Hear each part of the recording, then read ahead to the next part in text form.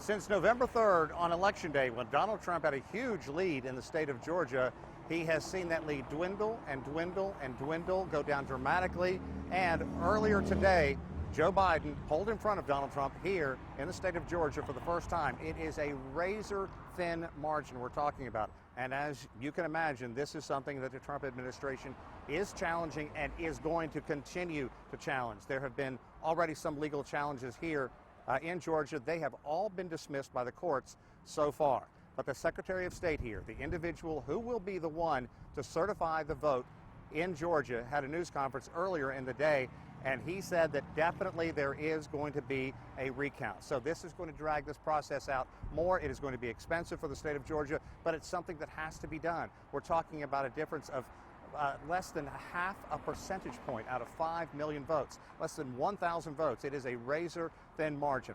How did we get to this point? Well, this has long been a red state, a conservative state that has voted for the Republican candidate for president ever since 1992. The last Democratic presidential candidate to carry Georgia was Bill Clinton back in '92, and really only 2 times before that until 1964. So this has been a long-time conservative stronghold. The Democrats really thought that they could make some headway in this state because of the changing demographic.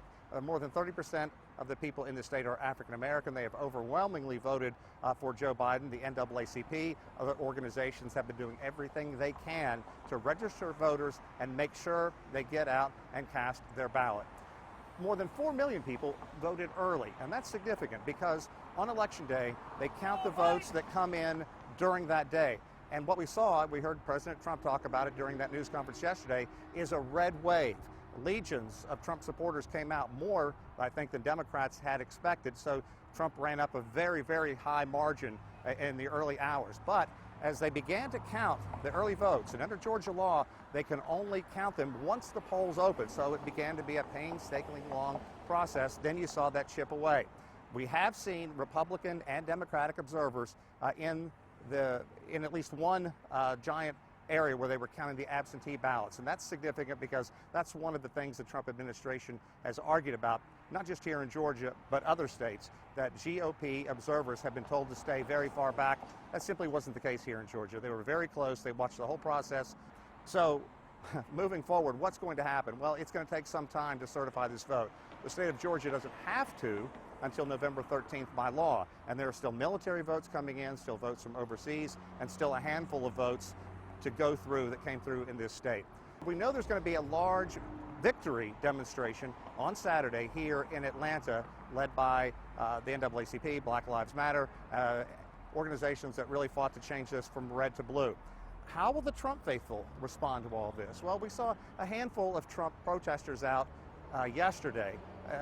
They were heckling back and forth with supporters of Joe Biden, but nothing out of the ordinary. And so tomorrow, if there's this massive demonstration, perhaps the Trump faithful could come out. Donald Trump has been extremely good at getting his fervent base out there. And in that news conference he had at the White House, he used terms like fraud and vote was rigged and trying to steal the vote. And those are the kind of buzzwords that really resonate with the Trump faithful. There's somebody that sees Donald Trump as an outsider, a businessman who is fighting to do what he can, and they firmly believe that he has done everything that he promised to do. And they believe, in talking to them, that Democrats are really the ones that held Trump back in his first term of office by pursuing so many legal actions against him, including the impeachment process.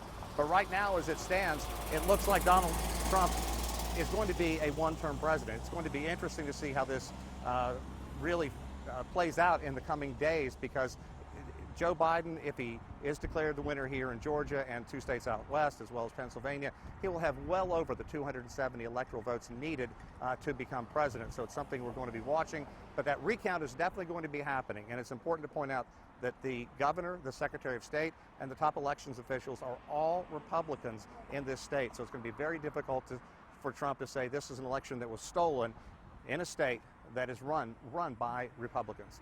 And Sean Callebs, CGTN, here in the heart of Atlanta.